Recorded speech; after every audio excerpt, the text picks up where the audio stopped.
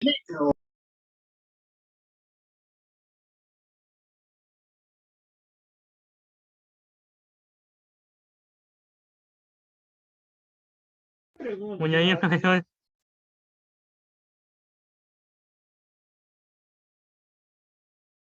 Buenos días, profesor.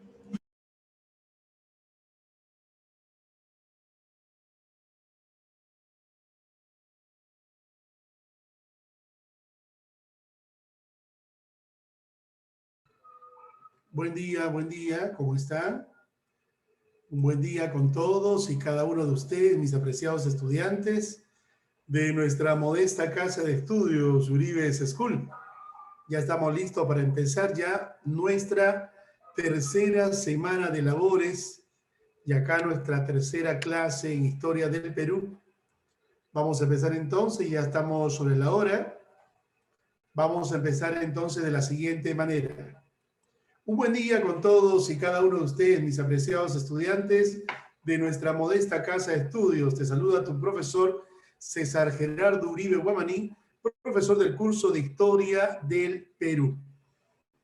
Bien, y esta clase va dirigida a los estudiantes de la promoción del quinto año de secundaria, quinto año de secundaria sección A.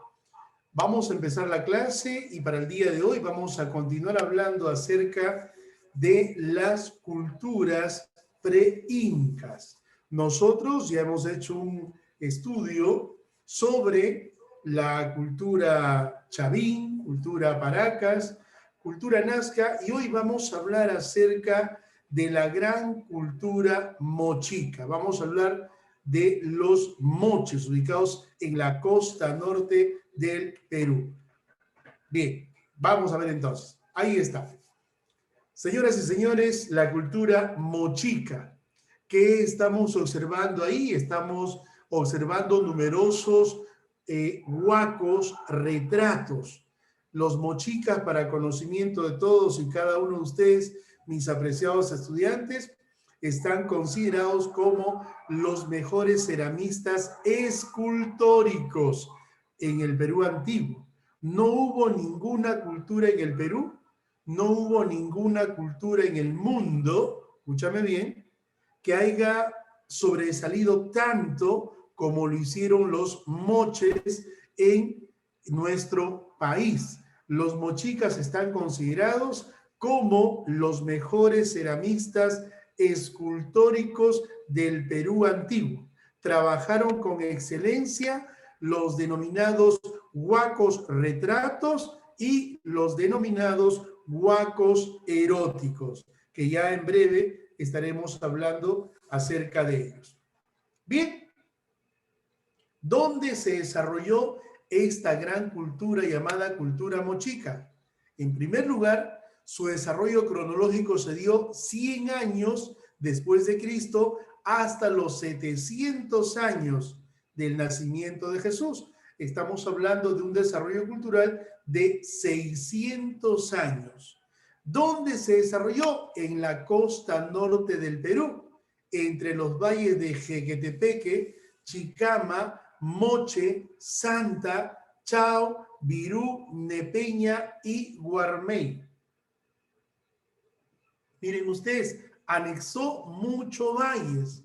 En otras palabras, estamos hablando de una cultura que va a tener como actividad principal para poder subsistir la tierra, ¿no? Ellos van a trabajar también extraordinariamente la tierra debido a la presencia de valles costeños completamente listos para poder cultivar, debido a la presencia de ríos que llevan su mismo nombre. No solamente ellos van a encontrar los recursos para subsistir en la tierra, sino también ellos van a experimentar, ¿qué cosa? El conocimiento del mar. Se van a lanzar al mar y en el mar también van a encontrar sus recursos para poder subsistir. Ellos van a ser amantes de la navegación a través de los caballitos de totora. Los mochicas van a navegar en el mar y van a confeccionar con la totora, van a confeccionar esas embarcaciones que se van a conocer a la postre con el nombre de caballitos de totora. Bien, nos vamos al descubridor de esta gran cultura, 1909. Estamos hablando de nada más y nada menos del pionero de la arqueología peruana, don Federico Max Uhle, 1909. Max Uhle descubre esta gran cultura llamada cultura mochica en el año 1909. Como dije hace un instante, ellos van a estar considerados como los mejores ceramistas escultóricos del Perú antiguo. Acuérdate, Richard, que la semana pasada hemos estudiado a los mejores ceramistas pictóricos y los mejores ceramistas pictóricos fueron los nazcas. Ahora estamos hablando de los mejores ceramistas escultóricos del Perú antiguo. Su nombre se debe a la presencia de la lengua muchic, ¿no? Políticamente estamos hablando de un pueblo que se organizó en señoríos y estaba comandado por autoridades religioso-militares, los denominados curacas. ¿Cómo se caracterizó la organización política y social de los moches, del Estado moche? En primer lugar, estamos hablando, Richard, de un Estado militarista, de la mano con la religión, de un Estado militarista teocrático. Estamos hablando de sacerdotes militares. No existió un gobierno central. Acá gobernaba el curaca. El centro principal o capital mochica fue el famoso Valle de Moche, ¿no? Esta sociedad estaba estratificada, clases sociales. Y acá en esta pirámide nos damos cuenta. En la parte superior vamos a encontrar al Siequish. ¿Quién era el Siequish? La máxima autoridad de todo el imperio moche. Luego sigue el Alaec. El Alaec era el jefe de un determinado valle. Luego vienen los sacerdotes que van a contar con privilegios, que van a contar con autoridad. Y luego viene el pueblo, integrado por comerciantes, pescadores y también campesinos. Entonces, profesor, estamos hablando definitivamente de una sociedad estratificada. A la parte superior, el Siequish, máxima autoridad, y en la parte inferior encontramos al pueblo, integrado por comerciantes, por pescadores y también por campesinos. Vámonos a textilería, en cuanto se refiere al arte textil. Los textiles, miren ustedes, y las ropas fueron hechas principalmente de lana de vicuña y lana de alpaca. Muy pocos ejemplares han quedado acerca de estos tipos de trabajo que realizan o que realizaron los moches, ¿no? Ahí estamos observando, por ejemplo, un tejido mochica caracterizado por la presencia de varios colores y con un diseño pues basado en figuras geométricas, ¿no? Como el rectángulo, como el cuadrado, como el triángulo, etcétera, etcétera. Ahí lo podemos apreciar. La economía, ¿cómo se caracterizó la economía mochica? Estaba basado en la agricultura y en la construcción de canales de riego. ¿Para qué? Para poder lograr un desarrollo próspero de sus tierras. A pesar de estar ubicados ellos en la costa, contaron con la presencia de ríos, contaron con la presencia de valles, y en esos valles ellos van a desarrollar esta agricultura de tipo próspera. Como estaban cerca al mar, utilizaron el guano, miren ustedes, de las aves guaneras para abonar la tierra, ¿no? Entre los cultivos más destacados que se presenta en esta gran cultura, tenemos al maíz, tenemos el frijol, papa, calabaza, miren ustedes, cacahuate, que es conocido como el maní, y también tenemos diversos árboles frutales, ¿no? En cuanto al desarrollo, pues, de esta gran cultura. Bien, en cuanto a cerámica, miren ustedes, trabajaron el color rojo, naranja y en algunos casos el negro humo. La cerámica moche es una de las más variadas del mundo. El tema, actividades sociales más importantes como la guerra, la vida cotidiana, trabajos artísticos y también el detalle o el esculpir diversos animales que ellos van a conocer, no solamente en el mar, sino también en la tierra. Algo importante de esta gran cultura mochica es la presencia de una cerámica de tipo escultórica, a través de la presencia de huacos, retratos, donde ellos van a plasmar rostros, miren, humanos en sus distintos estados anímicos, tristes, melancólicos, alegres, ¿no? Molestos, etcétera, etcétera, etcétera. Ahí estamos observando, por ejemplo, en este momento, ¿no? Clases de cerámica. Y vamos a encontrar ahí, por ejemplo, la cerámica de tipo escultórica, la cerámica de tipo realista y la cerámica de tipo, vamos a llamar así, documental, ¿no? A través de la presencia de muchos aspectos importantísimos. Hablemos del aspecto escultórico. Ellos van a plasmar los distintos estados anímicos, miren ustedes, los distintos estados anímicos de las personas. Como dije hace un instante, rostros tristes, melancólicos, molestos, preocupados, etcétera, etcétera, etcétera. Y cuando hablo de un realismo, hablo de la vida cotidiana.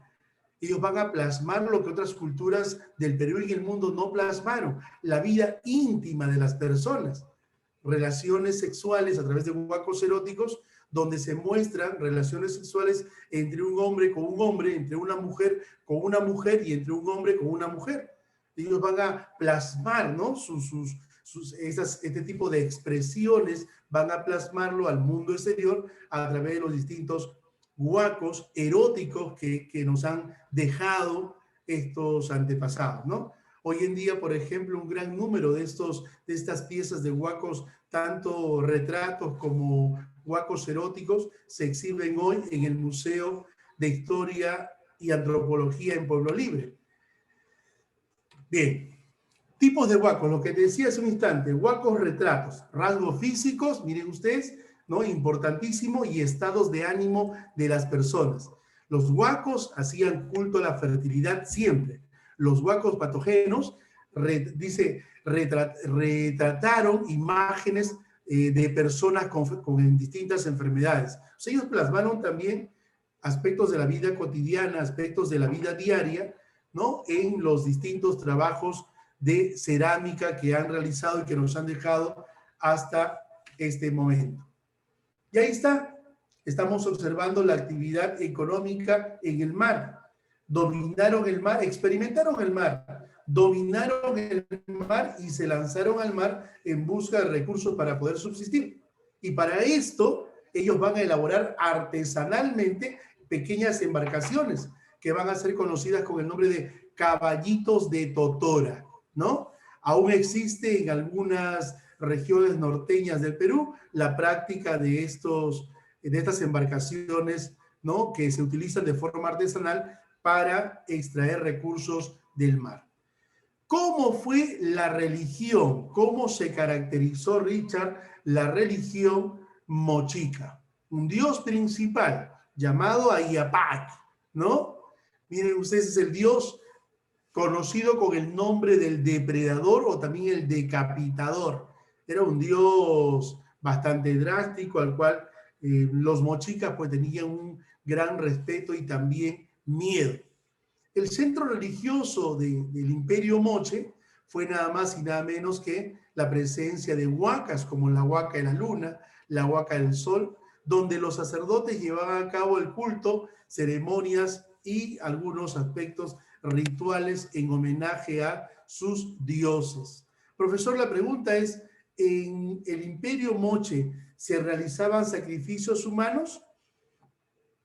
Sí, profesor. En el Imperio Moche se practicaban y se realizaban sacrificios humanos, ¿no? Estos se hacían con fines netamente religiosos en homenaje, pues, a sus dioses, ¿Sí? ¿Le puedo hacer una pregunta? Richard. ¿Le puedo hacer una pregunta? Claro, dime, hijo, dime, te escucho. Los mochicas, ¿en qué se basaron para hacer la escultura o el templo de su religión?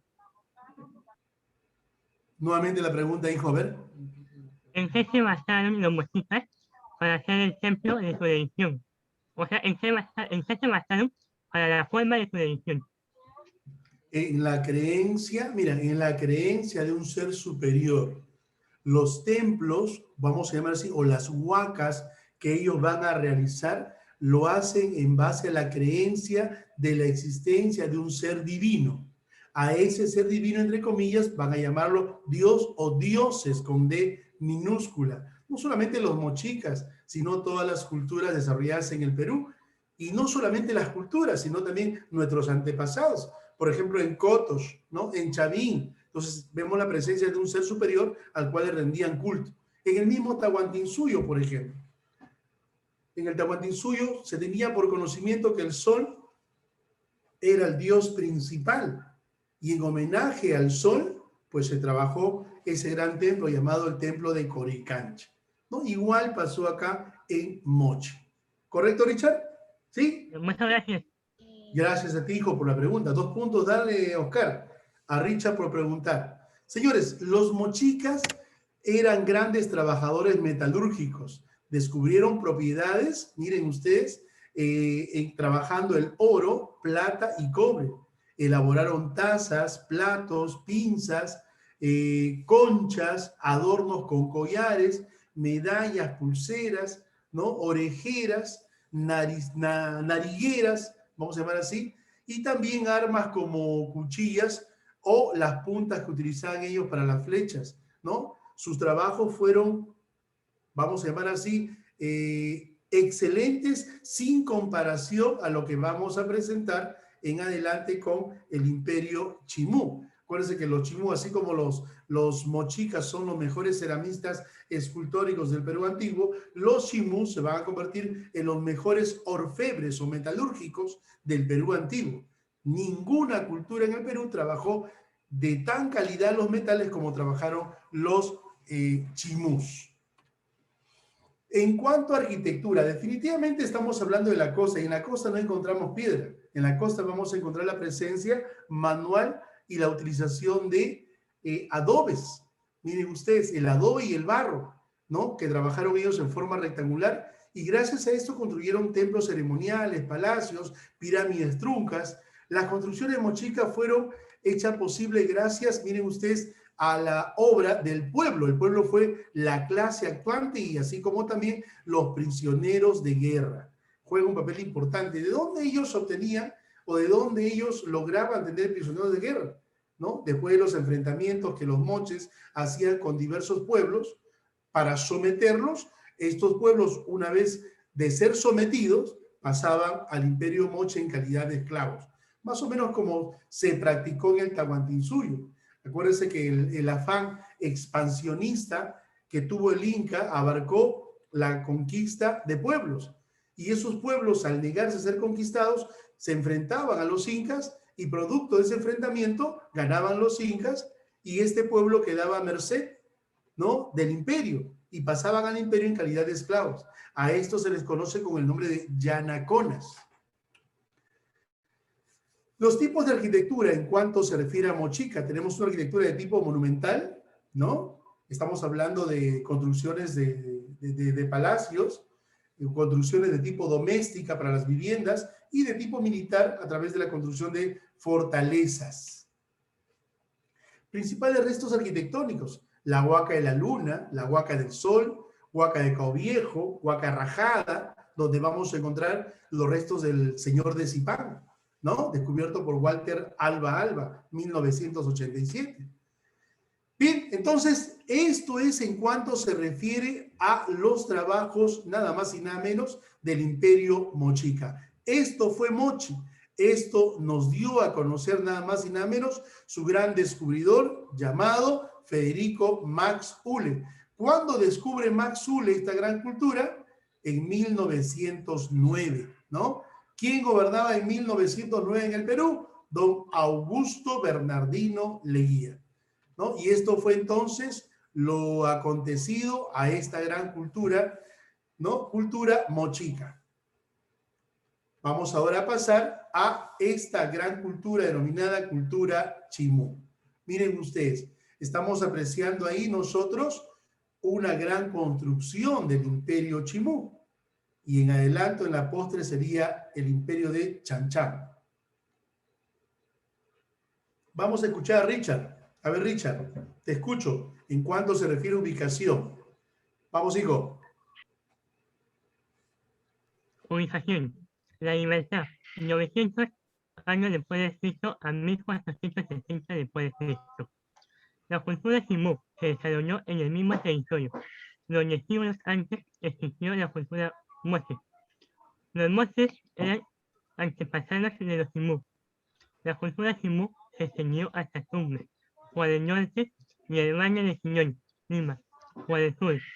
La cultura Oleño Chimú fue mayormente desarrollada en el departamento de La Libertad. Se había extendido desde La Libertad hasta Tumbes, por el norte, y el Valle de Chiñón por el sur. La capital de los Chimú fue Chanchán, la libertad del barrio más grande del mundo. Los habitantes de Chimú hablaban distintas lenguas según su territorio, pero prevalecía la lengua moche. Perfecto, Richard. 2 puntos más. Mira, esta fue la capital del imperio Chimú. La ciudad, como dijo Richard, de barro más grande del Perú y más grande del mundo. Ahí está la famosa ciudad de Chanchán. ¿Dónde se desarrolló esta gran cultura? En La Libertad, 900 años después de Cristo hasta 1470. O sea, estamos hablando ya una cultura que va a estar ya en su decadencia contemporánea a los del Tahuantinsuyo. Y en efecto, el imperio Chimú va a decaer debido a la invasión que hacen los incas. Tupac Inca Yupanqui se encargaría de acabar con el imperio Chimú y tomarlo pues en sus manos para convertirlos en adeptos a ellos. Entonces, en La Libertad, aproximadamente 900 años a 1470 después de Cristo, se desarrolla en el mismo territorio donde siglos antes había existido la gran cultura moche. Los moches se convierten en antepasados de Chimú, o sea que los Chimú van a heredar muchos conocimientos de los mochicas en la historia. Miren ustedes, se cree que el origen de esta gran cultura se debe, no nada más y nada menos, a la famosa leyenda de Nailam, ¿no? La famosa leyenda de Nailam. Miren ustedes, hablar de Chimú es hablar de un imperio bastante fuerte, bastante sólido, que manejaba situaciones en manos de sacerdotes militares. ¿De dónde heredaron ese conocimiento los chimús? Lo heredaron pues de los mochicas. Y así de esta manera ellos van a dominar a toda la población o a toda la sociedad que albergaba los valles de este imperio. En cuanto a la organización social, ahí está el Siequish, ¿no? El Chimcaparrey, el Alaec, el famoso gobernador de cada uno de los valles, el Paren, jefe de los campesinos, Llanas, eran los sirvientes perpetuos. Acuérdense que también, al igual que los mochicas, el imperio Chimú sometía a los pueblos y esos pueblos sometidos pasaban al imperio Chimú en calidad de esclavos y a esto se les va a conocer con el nombre de llanas. En cambio, en el Tahuantinsuyo vamos a pronunciar el término llanaconas, ¿no? Eran los prisioneros de guerra, hombres que habían sido perdonados de la muerte. Y en cuanto al idioma, tenemos ahí al Kipnan Muchik, ¿no? El idioma hablado por los chimús. En cuanto a organización política, estaba gobernado por el monarca, por el señor, ¿no? Y según los datos de la historia, el primer monarca en la historia chimú va a ser Taikanamo. Y el último monarca, Michanchaman, aquel que fue dominado, ¿no? Y aplastado por el imperio, ¿no? A nombre del gran Pachacuti, Tupac Inca Yupanqui, que asume el poder en adelante ya con el nombre de Pachacuti. ¿Cómo se caracterizó? ¿De qué manera sobrevivió el imperio Chimú? A través de la actividad importante que caracteriza a todas las culturas en nuestro territorio peruano. ¿Cuál es? Nada más y nada menos que la agricultura. ¿Qué nos dice la agricultura? ¿De qué manera trabajaron ellos? Las chacras, la presencia de chacras, pero chacras hundidas, fueron utilizadas para sembrar vegetales, ¿no? En este desierto costero. Las chacras hundidas fueron una alternativa al riego, ¿no? En las áreas desérticas, siendo en algunos casos económico y complementario. Esas chacras hundidas se desarrollaron donde existe o donde existía, ¿no? Agua subterránea. Es ahí donde van a aprovechar ellos la acumulación que existe en el subsuelo para poder irrigar, pues, tranquilamente los distintos campos de cultivo. De esta manera y con esta estrategia, ¿no? Llamada huacheques, ¿no? Se trabajó la agricultura en el imperio Chimú.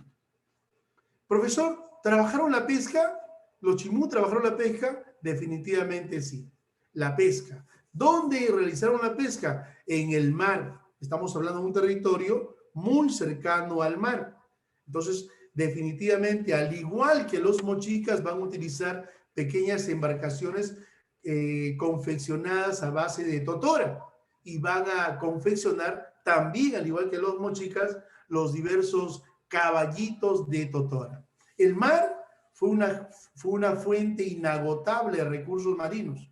Construyeron embarcaciones de totora, como te decía, así como también la utilización de madera, provistas de redes, pesos y flotadores, anzuelos y otros instrumentos para poder pescar, y se lanzaron al mar, donde también ellos, no solamente a través de la pesca, sino ellos también van a recolectar diversos mariscos, como por ejemplo las conchas de abanico, estamos hablando moluscos, crustáceos, ¿no? Y también algas marinas.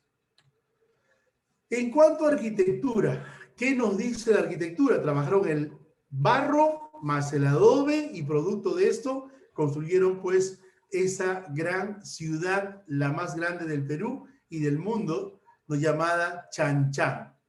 Miren ustedes, los Chimú construyeron grandes ciudades que van a caracterizar a este pueblo. Fueron extraordinarios arquitectos, pero trabajando netamente el adobe. Construyeron palacios para los nobles, ¿no? O para la nobleza militar, y también templos para aspectos de religiosidad. Fue un pueblo que residió en viviendas de quincha, ¿no? Con habitaciones pequeñas y, vamos a llamar así, dejando de lado, marcando una diferencia con la nobleza, ¿no?